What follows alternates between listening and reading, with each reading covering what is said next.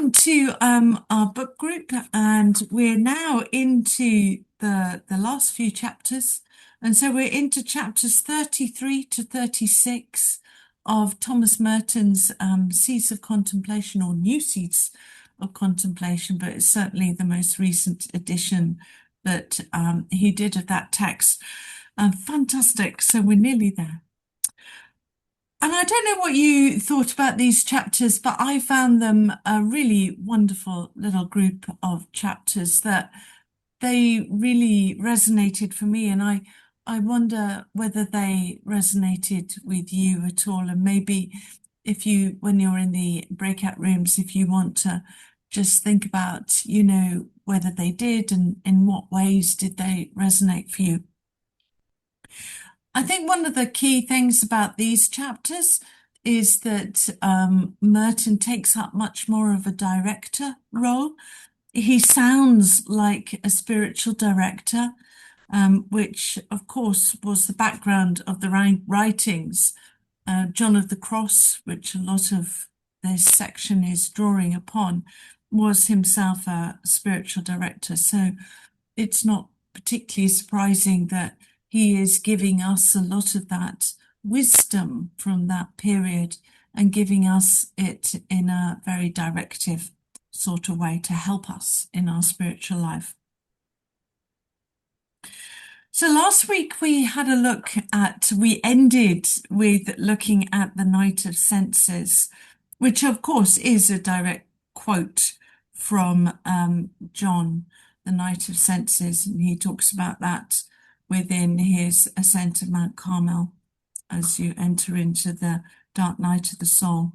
But this week we begin with the journey through the wilderness. So Thomas Merton is really helpful when he says that when prayer begins to get increasingly difficult and dry, this is not necessarily a sign that prayer has failed or that God is withdrawing, but that actually what's happening is that some of the cruxes and some of the consolations, some of the emotional satisfactions that we can invariably rely on for our religious life are being kind of taken away, so that we can learn to seek God for God's sake and not necessarily for how good it makes us feel. And if you remember, the cloud of unknowing is very clear about that, knowing God for God's sake and having to rise above or break through some of the things that we think is what religion is all about, but actually, to go through them and beyond them to actually the God who lies within and beyond. So it's here that contemplative prayer really departs from any notion of a self-help technique. It's not necessarily about taking us to a place where everything is lovely and we're having amazing emotional feelings. And that's not what contemplative prayer is about, but we're led increasingly into a wilderness where those familiar supports begin to disappear. Thomas likens this to, it's an obvious kind of, simile, isn't it?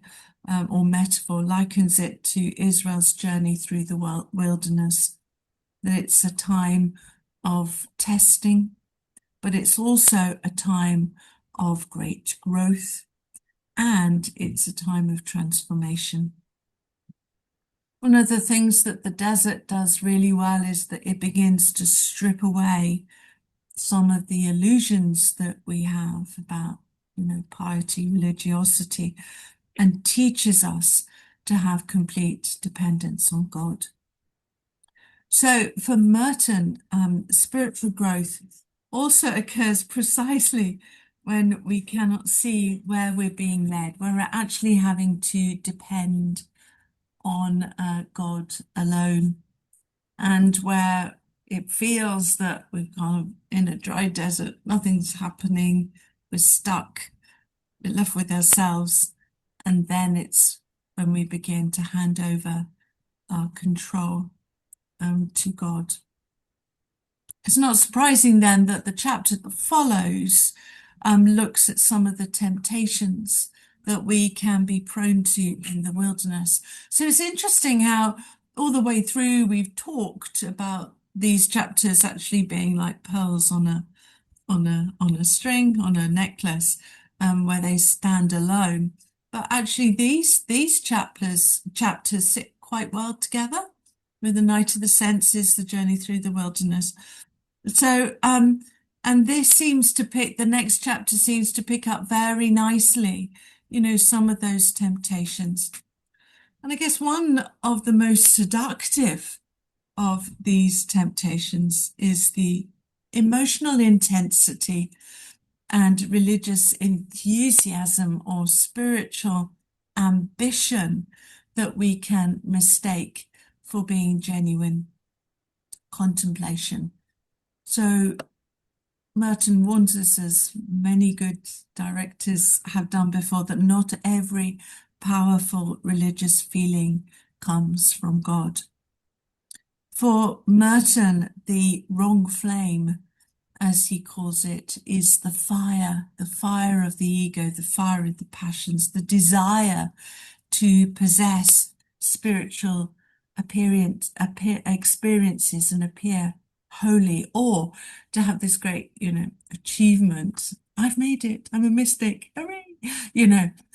Once we start thinking that, then actually we've dropped pretty much off the perch. And need to go back and learn once again what humility actually means for us in our lives.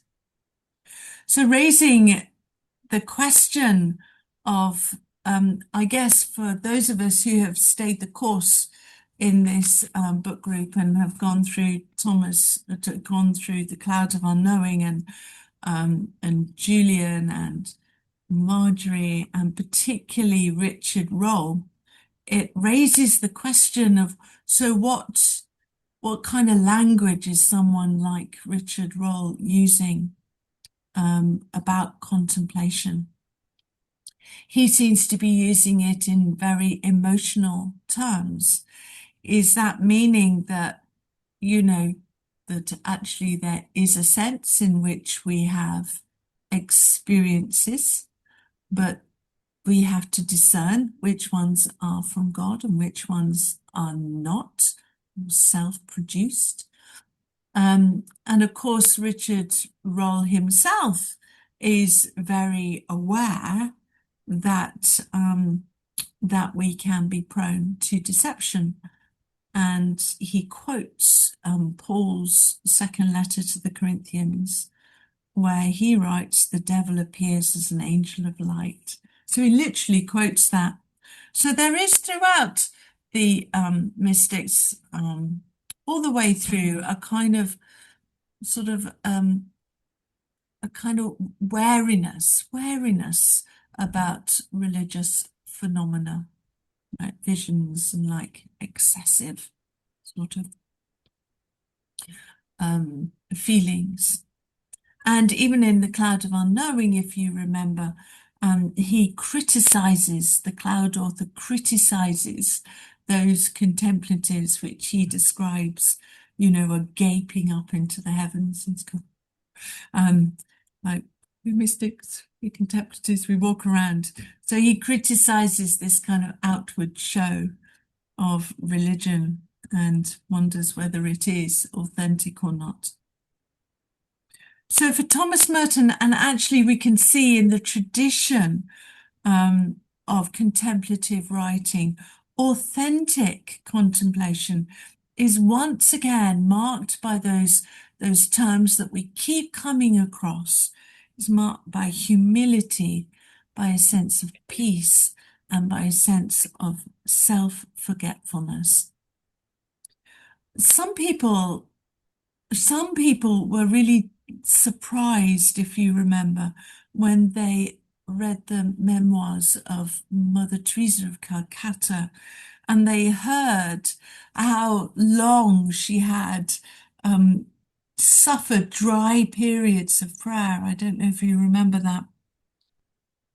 But I guess those of us who sort of have read this tradition and becoming more and more, learned, I guess, in this tradition would say, well, that's not really surprising at all.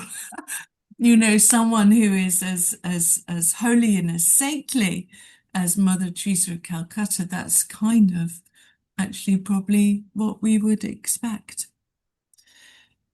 So for Thomas Merton and for lots of the writers of this tradition, prayer is something which actually is very simple. It's very simple.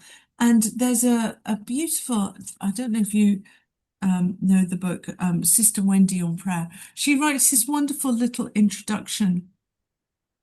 And it's very, she said, prayer is essentially simple. When we accept that no one can help us, that we alone must stand there in prayer, our responsibility ends. It is not we who pray, it is God. Prayer is his business, and I was going to say from start to finish. But obviously the starting must be our own choice, our own decision, but the rest of it is accepting the nakedness of simplicity. And in a sense, that's exactly what Merton is going to go on and say in his chapter on renunciation. He really drills down into this sense of a need to relinquish control, even of our spiritual lives, that there is an enormous simplicity which Thomas Merton describes as poverty. Now, the word poverty can raise up lots of different images in our heads, and for some people it can be useful, so others it cannot be so useful. But I quite like the language of simplicity because it gives the same sense of poverty, and yet it is sort of doesn't take us down into, down the rabbit hole in some of our thinking. But the term that Merton wants to use is poverty. And he characterizes it by being plain, ordinary, uninteresting, monotonous, and hard work. So this is what our lives are like. They're not about great sort of feats of religious, work or great. It's actually in the ordinariness of our lives that is where the contemplative life actually starts to flourish and grow, in our ordinary experiences of life. So poverty is not that which is about making us destitute or miserable, but it's about having complete and utter dependence on God and others, to share in the hardships of the poor and identify ourselves honestly and sincerely with the poor. So there are really great aspects to this chapter on renunciation, which I thought were really wonderful. First of all, he talks about, poverty is not about making ourselves destitute, but it's about having enough, not going to extremes, which is quite interesting when you think about the whole tradition of the ascetics in the desert fathers and mothers. There's a lovely parallel here between what Merton is saying and the guidelines to the Ancre Novisa in the 13th century, where they're told, of course, have a simple life, but don't wear hedgehog shirts, because that's just a bit too extreme. And I have this image of these poor little hedgehogs, who've been killed and made into a shirt. I mean, it's just very weird. So he's saying, don't do that, don't do that. That's a bit too extreme. So it's the same notion of don't go to the extremes, because I guess in the sense, then you're entering into you can easily be tempted by spiritual pride. Um, another aspect of this chapter, which is really good, is humility is about acceptance of our duty our um, and what we've been gifted. It's interesting that he takes a comparison, a contrast between the person who works in the bakery and the person who is the learned priest, and actually reveals a little bit of that sort of dismissal of the learned, and saying that that's just pride, and we all should be like the person in the bakery. But he doesn't say that. He says there's a real place for both. It's about learning who you are, in what soil are you born, the humus, what is rootedness in you. And some of us are good at learning. And so it's about learning that and sharing it with others, just as some people are really good at doing some of those active things with others. So it's about learning who we are. And I think that's really helpful, looking at our ordinary lives and saying, so what are the vows? What are the things that you have taken on?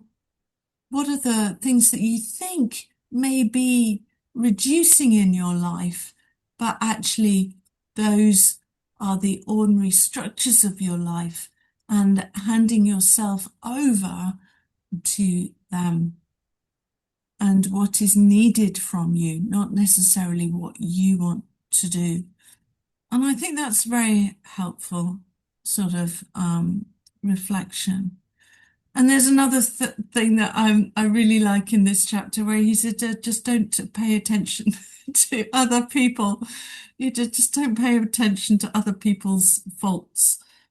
And living in a community like here, it's really easy to get really annoyed with other people, what you perceive as other people's faults. And he has this lovely quotation. There's nothing more suspicious in a man who seems holy than an impatient desire to reform other men.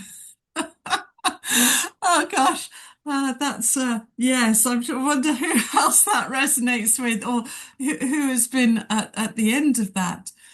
So again, it's really going into our ordinary lives and saying, living ordinary, authentic lives.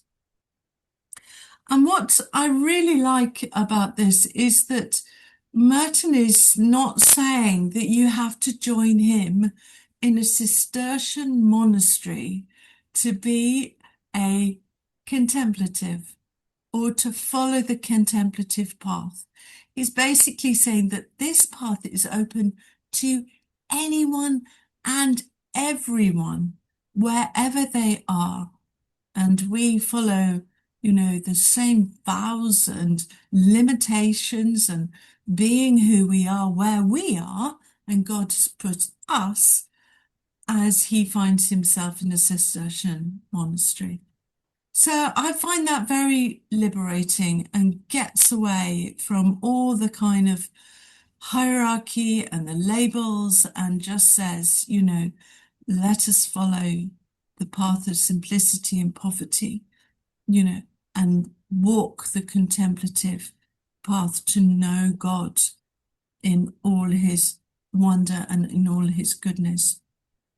So the chapter on renunciation then obviously leads to this final chapter, which is about inward destitution. And again, I think this can resonate very strongly with folk that actually one of the greatest sufferings for anyone who enters into a life of kind of prayer and seeking for God is the path of that there's this desire and a longing to know God, but also all that you seem to be left with is nothing but yourself. And this idea that you can